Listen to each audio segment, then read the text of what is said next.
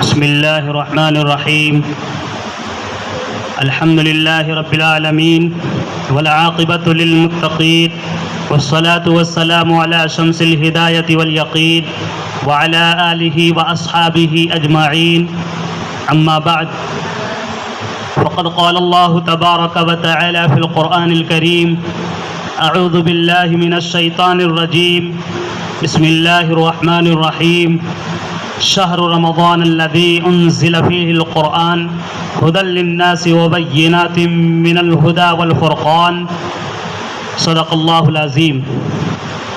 اللهم صل على سيدنا محمد وعلى آل سيدنا محمد وبارك وسلم.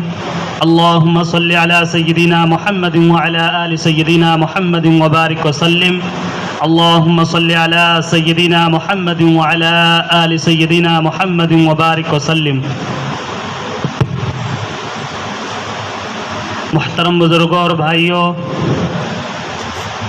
رمضان المبارک کا مقدس مہینہ کہ جس مہینے میں اللہ کی خاص رحمتیں، اللہ کی خاص عنایتیں، اللہ کی خاص نعمتیں، برکتیں نازل ہوتی ہیں بندوں پر بے پناہ، اللہ کی طرف سے بندوں کی بخششیں ہوتی ہیں، اللہ کی طرف سے بندوں کی مغفرت ہوتی ہے. اللہ تبارک و تعالی نے اس مہینے سے ہم سب کو نوازا. یہ اللہ کا بہت بڑا احسان و کرم ہوا. اللہ کا جتنا ہم شکریہ ادا کریں کم ہے. ہم اللہ کا شکریہ نہیں ادا کر سکتے کہ اللہ نے اتنا بڑا احسان و کرم فرمایا کہ اللہ تبارک و تعالی نے اپنے خصوصی مہینے سے ہم سب کو نوازا. آئندہ رمضان المبارک ہمیں ملتا ہے یا نہیں ملتا ہے، کوئی اپنے بارے میں کنفرم نہیں کہہ سکتا. گارنٹی کے ساتھ کوئی اپنے بارے میں نہیں جان سکتا کہ آئندہ رمضان کا مہینہ نصیب ہوگا کہ نہیں ہوگا. اس لیے کہ زندگی کا کوئی بھروسہ نہیں ہے. کب موت آ جائے، موت کا یقین ہونا اور موت کا یقینی ہونا ہر ایک کو پتہ ہے کہ موت تو آئے گی، لیکن کب آئے گی اس کے بارے میں کسی کو معلوم نہیں ہے. اس لیے رمضان المبارک کا مہینہ آئندہ کس کو ملتا ہے کس کو نہیں ملتا ہے اللہ بہتر جانتے ہیں. اللہ کے جانب سے رمضان کا مہینہ ملا. آج 29 تاریخ ہے اور آخری جمعہ ہے. ہو سکتا ہے کہ آج ہی چاند نظر آ جائے تو کل عید الفطر کی نماز ادا کی جائے گی انشاءاللہ. اور غالب گمان ہے کہ آج چاند نظر آ جائے گا. ویسے تو اللہ بہتر جانتے ہیں. 29 ہی تاریخ ہے. 30 کا بھی مہینہ عربی کا ہو جایا کرتا ہے. ہو جائے تو اور زیادہ ہم سب کے نصیب اور مقدر کی بات ہے کہ اللہ تبارک و تعالی نے اتنی قیمتی لمحات اور اتنی قیمتی اوقات، اتنے قیمتی مہینہ اللہ نے ہمیں نوازا. لیکن جیسے اس مہینے کا حق اور جیسے اس مہینے کا قدر ہونی چاہیے، ہم سے اس کا حق ادا نہیں ہو سکا. ہمیں اس پہ افسوس اور پچھتاوا بھی ہے کہ اس مہینے کا جیسے ہمیں حق ادا کرنا چاہیے ہم سے حق ادا نہیں ہو سکا. شروع رمضان ہی میں بیان میں عرض کیا جا چکا ہے کہ کسی مہینے کا مل جانا کتنا ہی اہمیت والا مہینہ ہو، کتنی ہی فضیلتوں والا مہینہ ہو، اس مہینے کا مل جانا یہ کمال کی بات نہیں ہے. کمال کی بات جب ہے کہ جب وہ مہینہ مل جائے اور اس مہینے کی قدر کی جائے. اس مہینے کے جو اہم تقاضے ہیں ان تقاضوں پر عمل کیا جائے، ان تقاضوں کو پورا کیا جائے، تو یہ اصل ہے اور یہ اصل کمال ہے، یہ خوبی ہے. ورنہ مہینہ رمضان کا تو پوری دنیا والوں کے لیے آتا ہے. لیکن کون لوگ رمضان کی قدر کرتے ہیں؟ رمضان المبارک کے جو معمولات ہیں، خصوصی معمولات ہیں، ان معمولات کو کون لوگ پورا کرتے ہیں؟ جو خوش نصیب ہیں، جو خوش بخت ہیں، جنہیں اللہ کے جانب سے توفیق ملے. اللہ کی جانب سے توفیق جنہیں ملتی ہے وہی رمضان المبارک کے خصوصی تقاضوں پر عمل کرتے ہیں. اللہ کے ایسے بہت سے بندے ہیں ہم میں سے بہت سے ایسے خوش نصیب ہیں جو اس مہینے کی قدر کرتے ہوئے اس مہینے کے ہر راتوں میں تہجد پڑھے ہوں گے. ایسے بھی مل جائیں گے اور ایسے بھی مل جائیں گے جو پورا مہینہ ختم ہو چکا ہے، قریب قریب تہجد کی توفیق نہیں مل سکی. ہم میں سے ایسے بھی خوش نصیب افراد ہوں گے جو کئی صلاۃ التسبیح پڑھے ہوں گے. کتنے ہم میں سے ایسے بھی خوش نصیب ہوں گے جو قرآن کا ایک دور ایسے ہی تلاوت میں پورا کر چکے ہوں گے، قرآن پورا تلاوت کر چکے ہوں گے، پڑھ چکے ہوں گے. گزشتہ بتایا گیا تھا پہلے ہی کہ اس مہینے کی نسبت قرآن سے بہت زیادہ ہے، بہت ہی گہرا رشتہ ہے قرآن سے اس مہینے کا. اسی مہینے میں اور خاص کر کے شب قدر میں قرآن کا نزول ہوا ہے، قرآن نازل ہوا ہے، اس لیے بہت ہی گہرا اٹوٹ تعلق ہے اس مہینے کا قرآن سے. اسی وجہ سے قرآن کثرت کے ساتھ اس مہینے میں پڑھا جاتا ہے، سنایا جاتا ہے. ہم میں سے بہت سے خوش نصیب ہوں گے جو ایک مرتبہ قرآن مکمل کرنے کے بعد 1.5 قرآن 2 قرآن بھی پڑھے ہوں گے. لیکن ایسے بھی ہم میں سے کچھ ایسے بد نصیب یا جس کو کہہ دیا جائے کہ اللہ کی جانب سے توفیق نہیں مل سکی کہ چند پارے بھی نہ پڑھے ہوں گے. یہ افسوسناک بات ہے. ہم میں سے ایسے بھی خوش نصیب افراد ہیں جو بالکل خشوع خضوع کے ساتھ، یکسوئی کے ساتھ، دل جمعی کے ساتھ، اخلاص و للہیت کے ساتھ اللہ کو خوش کرنے کے لیے، اللہ کو دکھانے کے لیے، صرف کسی اور کو دکھانے کی غرض سے نہیں، صرف خدا کو خوش کرنے کے لیے تراویح پابندی کے ساتھ پڑھے ہوں گے. یہ نہیں کہ صرف 10 دن میں قرآن پورا ہو گیا تھا اس کے بعد تراویح بھی ختم کر دیے. اس کے بعد بھی ایسے خوش نصیب افراد ماشاءاللہ ہم میں سے اور دنیا میں بہت سے ہوں گے جو مکمل تراویح پڑھے ہوں گے، کیونکہ مکمل تراویح پورے مہینے ہیں. چاند دیکھ کر کے تراویح شروع ہوتی ہے اور چاند ہی دیکھ کر کے تراویح ختم ہوتی ہے. تراویح پورے مہینے ہے. قرآن یہ الگ ہے کہ قرآن کبھی 10 دن میں 10 تراویح میں مکمل کر دیا جاتا ہے، کہیں 15 تراویح میں، کہیں 20 تراویح میں، کہیں 27، کہیں 29 میں. یہ قرآن کا وہ دور ایک سنانا، وہ ایک مستقل سنت ہے، سنانا. لیکن تراویح پورے مہینے ہے. بہت سے خوش نصیب افراد ہم میں سے ہوں گے ماشاءاللہ کہ اللہ کی جانب سے توفیق پورے مہینے تراویح کا اہتمام کے ساتھ پڑھے ہوں گے. تراویح میں قرآن کا سننا اور دن میں روزہ رکھنا حدیث میں ہے کہ یہ دونوں بندوں کے لیے مرنے کے بعد سفارشی ہوں گے. روزہ اللہ کی بارگاہ میں سفارش کرے گا کہ یہ فلاں بندہ ہے، اس نے دن میں روزہ رکھا، یعنی جو کھانے والی چیزیں تھیں، جو پینے والی چیزیں تھیں، جو حلال چیزیں تھیں، اس نے آپ کے حکم پر عمل کرتے ہوئے کھانے سے رک گیا، پینے سے رک گیا، پورے دن جتنے صبح سے شام تک اس نے روزہ رکھا. یہ روزہ اللہ کی بارگاہ میں سفارشی ہوگا، سفارش کرے گا روزے دار کے حق میں. اور اللہ کے نبی صلی اللہ علیہ وسلم فرماتے ہیں کہ روزے کی سفارش اللہ کی بارگاہ میں قبول کی جائے گی. اسی لیے روزے داروں کی تعلق سے جنت میں باقاعدہ ایک گیٹ ہے جس کو باب الریان حدیث میں کہا گیا ہے. روزے داروں کا گیٹ جو روزہ صحیح معنوں میں اس مہینے کی قدر کرتے ہوئے روزہ رکھے ہیں، ان کے لیے خوشخبری ہے کہ ان کے لیے پہلے سے اللہ نے جنت میں گیٹ بنا رکھا ہے، ایک باب، ایک دروازہ بنا رکھا ہے. اس دروازے سے ہی جنت میں انٹری ایسے ہی لوگوں کی ہوگی جو روزہ رکھے ہوں گے. روزے دار اس دروازے سے داخل ہوں گے جنت میں. تو روزہ اللہ کی بارگاہ میں سفارش کرے گا روزے دار کی. اسی طرح جو قرآن تراویح میں سنے ہوں گے یا قرآن کی کثرت سے اس مہینے میں تلاوت کیے ہوئے ہوں گے، حدیث میں ہے کہ قرآن بھی اللہ کی بارگاہ میں سفارش کرے گا.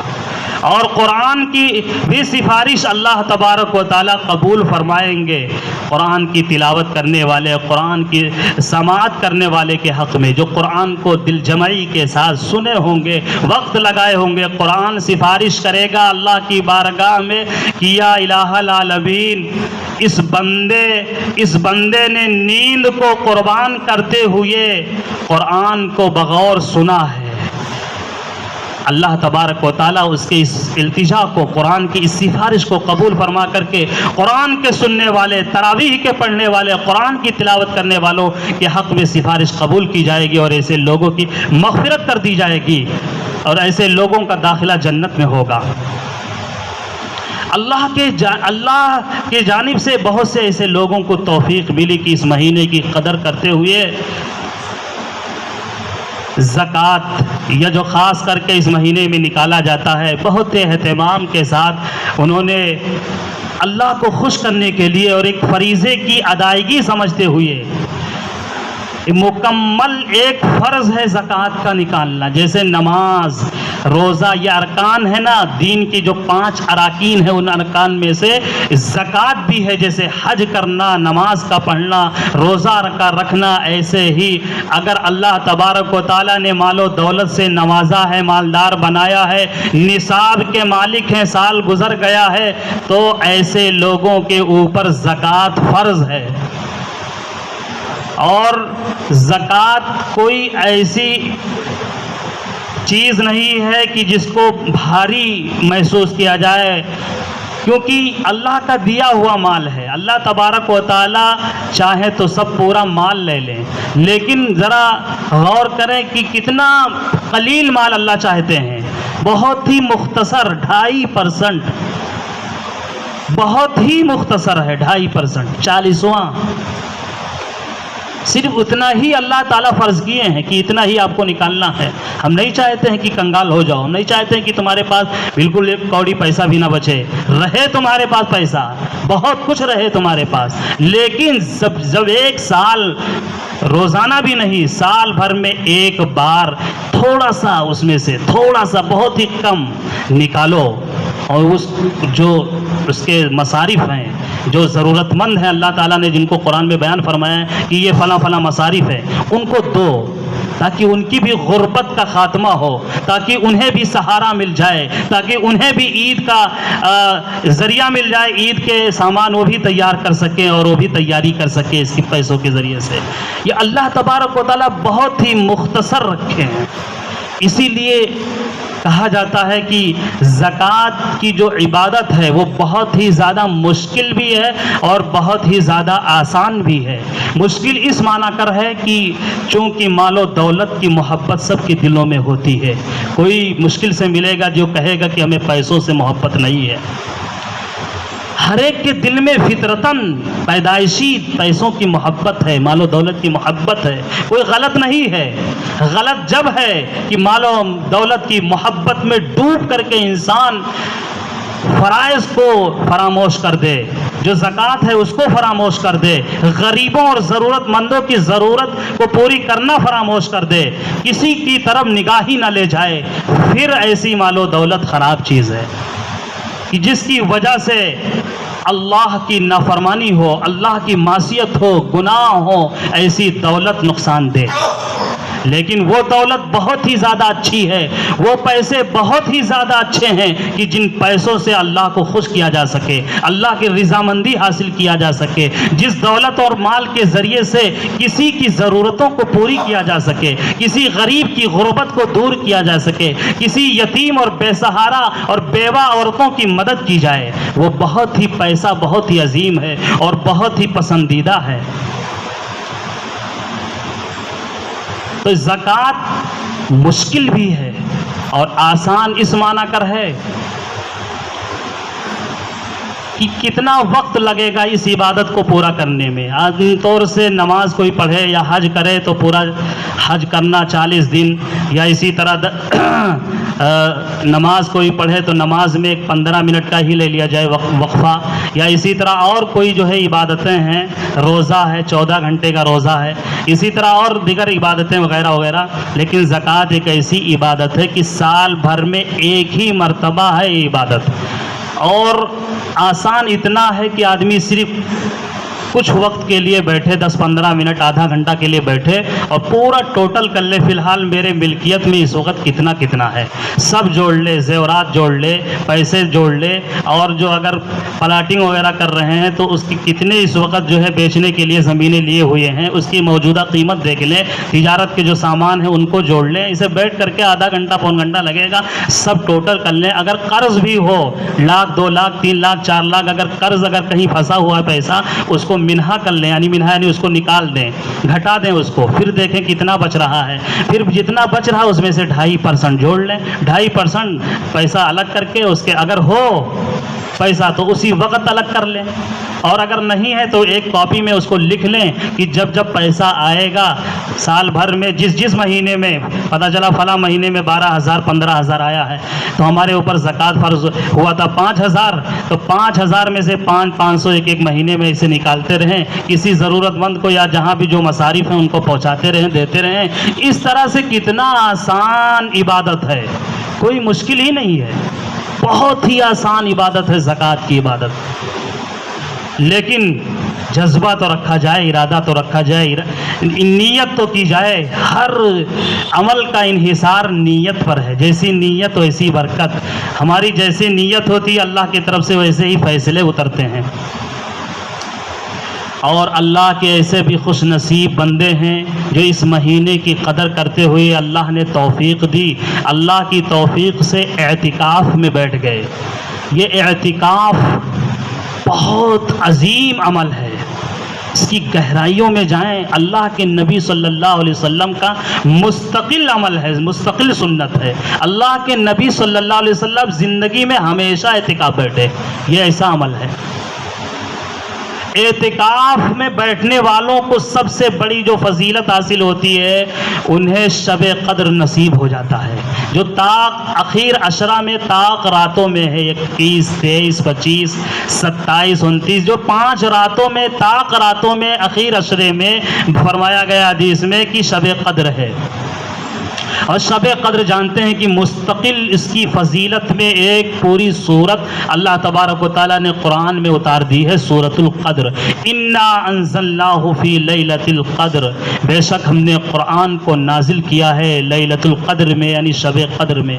وما ادراک ما لیلۃ القدر، اور شب قدر معلوم ہے کیا چیز ہے؟ اللہ فرما رہے ہیں لیلۃ القدر خیر من 1000 شہر، شب قدر یہ 1000 مہینوں سے بہتر ہے، 1000 مہینے کی عبادت سے بہتر ہے.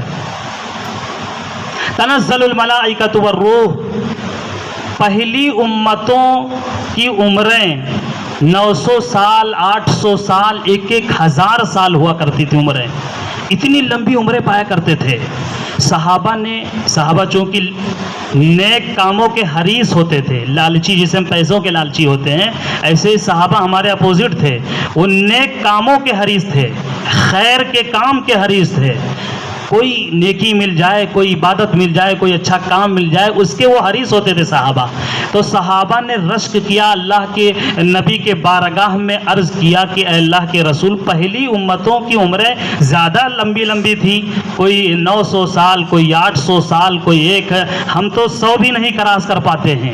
تو وہ عبادت اگر کرتے رہے تو عبادتوں میں ہم سے تو وہ آگے ہو گئے. پہلی امتوں کے لوگ عمر کی وجہ سے، زیادہ عبادت کرنے کی وجہ سے، زیادہ نمازیں پڑھ لینے کی وجہ سے، زیادہ اچھا کام کر لینے کی وجہ سے، ہماری عمریں چونکہ مختصر ہے اس لیے تو ہم سے آگے نکل گئے. اسی پس منظر میں، اسی بیک گراؤنڈ میں، اسی ماحول میں اللہ تبارک و تعالیٰ نے شب قدر اس امت کے لیے خصوصی طور پر عنایت فرمایا. اللہ تبارک و تعالیٰ کا بہت بڑا عطیہ ہے. 100 سال بہت مشکل ہوتی ہے، کوئی 100 سال تک اگر کوئی زندہ رہے، 80 85 زیادہ 90 سال، 90 سال ہی کی عمر میں کوئی ایک بار بھی اگر شب قدر پا جائے، ایک بار بھی. اور اللہ کے بہت سے ایسے خوش نصیب بندے ہیں, بہت سے اللہ کے ایسے خوش نصیب افراد ہیں, اللہ کی جانب سے توفیق ملتی ہے, ہر سال اعتکاف میں بیٹھتے ہیں, ہر سال شب قدر پاتے ہیں. ظاہر سی بات ہے, اعتکاف میں بیٹھے ہیں اور راتوں رات عبادتیں کر رہے ہیں. شب قدر کا جو تقاضا ہے کہ اس رات میں اللہ کو خوش کرنے والے کام کیا جائے, اللہ کے سامنے رویا گڑگڑایا جائے, اللہ سے معافی مانگی جائے, عبادت کی جائے. اگر اعتکاف ایسے ہر سال بہت سے لوگ بیٹھ رہے ہیں تو کتنے شب قدر ان کو مل جا رہے ہیں. ایک شب قدر کی فضیلت قرآن میں سے اللہ نے بیان فرمایا کہ 1000 مہینے کی عبادت سے بہتر ہے. اب کتنے وہ عبادتوں میں بڑھ جائیں گے, کتنے ان کے گناہوں کی معافی ہو جائے گی, ان کے اعمال میں, نامہ اعمال میں کتنی نیکیاں اللہ کی جانب سے لکھ دیے جائیں گے. یہ اللہ کا بہت بے پایا احسان و کرم ہے اس امت پر کہ اللہ تبارک و تعالیٰ نے شب قدر سے نوازا. ہم صرف 27 ہی کو سمجھتے ہیں کہ اسی میں شب قدر ہے, بس اسی میں جیسے تیسے رات گزاری شب کر لی جائے, شب بیداری کر لی جائے, عبادت ہو نہ ہو, دعا مانگے نہ مانگے, تلاوت ہو نہ ہو, ذکر و اذکار ہو نہ ہو, تسبیح ہو نہ ہو, یا اور کوئی دیگر عبادات ہو نہ ہو, بس ایسے ہی بیٹھے گپ سڑاکا کر رہے ہیں, رات تو گزار رہے ہیں, جاگ تو رہے ہیں. اس خوش فہمی میں ہم ہیں کہ ہم تو رات گزار رہے ہیں, رات شب بیداری کر رہے ہیں, جاگ رہے ہیں, چائے پی پی کر کے, کھا کر کے, پیٹ بھر بھر کر کے. یہ تو ایک طرح سے اس کی شکل کو ختم کرنا ہے. اصل اس کی شکل یہ ہے کہ اس رات کی قدر کرتے ہوئے اس رات میں اللہ سے انفرادی طور پر, اجتماعی کوئی نفلی چیز نہیں ہے, انفرادی طور پر بندہ اور خدا, تیسرا کوئی نہ جانے, اس طرح کی اگر کوئی عبادت کرنے کا جذبہ اگر رکھا جائے, اللہ کو یہ عبادت بہت پسند ہے کہ صرف میں جانوں اور میرا بندہ جو کر رہا ہے وہ. یہاں تو صرف اجتماعیات چلتے ہیں, اجتماعی طور پر کہ لوگ دیکھیں ہم بہت زیادہ عبادت کرنے والے ہیں, ہم بہت زیادہ قرآن پڑھنے والے ہیں. اللہ اس سے ہم سب کی حفاظت فرمائے. اللہ کو خوش کرنے کے لیے ہم سب کو ہر طرح کے عمل کرنے کی توفیق بخشے, آمین. اعتکاف میں بیٹھنے والوں کو سب سے بڑی جو فضیلت حاصل ہوتی ہے وہ شب قدر ان کو مل جاتا ہے. اور شب قدر کی فضیلت بتایا گیا کہ کتنی اہم ہے, کتنے مہینوں کی عبادت اللہ کے جانب سے ایسے لوگوں کو مل جایا کرتی ہے. آخر میں ایک عمل ہے صدقہ فطر کا. یہ فطرہ جو ادا کیا جاتا ہے وہ اس مقصد کے لیے ہے کہ روزوں میں, تراویح میں, یا اسی طرح قرآن کی تلاوت میں, اعتکاف میں اور دیگر جو طاعت عبادات ہیں اس مہینے کے, ان میں اگر کچھ کوتاہی ہو گئی ہے, کمی ہو گئی ہے, تو اس سے اس کی بھرپائی ہو جایا کرتی ہے. ایک مقصد تو یہ, اور دوسرا مقصد یہ ہے کہ فطرہ نکالنے کی وجہ سے جو غریب ہیں, ضرورت مند ہیں بیچارے, جو بے سہارا ہیں, یتیم ہیں, ان کی بھی عید ہو جائے, ہمارے فطرے سے ان کی بھی عید ہو جائے. یہ دوسرا عظیم مقصد ہوتا ہے. یہ عجیب بات ہے کہ کہا جاتا ہے کہ بھائی اگر تم کسی وجہ سے روزہ نہیں رکھ سکے ہو, معذوری کی وجہ سے, یا کسی وجہ سے روزہ تمہارا ٹوٹ گیا ہے, تو کسی روزے دار کے سامنے کھاؤ نہیں, پیو نہیں, کہ وہ سامنے والا روزہ ہے اسی کے سامنے بیٹھ جاؤ کھانے, اسی کے سامنے بیٹھ جاؤ کھانے پینے, کہا جاتا ہے نا. یہ تو اسی پر قیاس کر لیں کہ ایک ہمارے پڑوس میں, ہمارے بغل میں کوئی غریب گھر ہے اور جہاں امید نہیں ہے کہ عید کے کپڑے بھی تیار ہو پائیں گے ان کے بچوں کے, یا ان کی بھی عید کی تیاری ہو پائے گی کسی طرح سے. یہ عجیب بات ہے کہ ہم تو خوب اچھے کپڑے پہن لیں, خوب بہترین تیاری کر لیں, جتنا ہو سکتا ہے مہنگے سے مہنگے چپل جوتے تیار کر لیں, پوشاک تیار کر لے, قیمتی سے قیمتی, لیکن بغل میں غریب, پڑوس میں کوئی ضرورت مند ہے, بیچارہ غریب ہے, اس کے بچے ایسے ہی پھٹے پرانے کپڑے میں, کیا طبیعت جو ہے مائل ہوگی اس طرف؟ مطلب اس کو قبول کرے گی کہ ہم تو اچھے پہنے ہیں، ہم تو بہت ہی پیسے والے ہیں، ہم تو سب چیز ہماری تیاری ہے، لیکن ہمارے سامنے بندہ وہ غریب ہے، اس کے پاس نہیں ہے کچھ.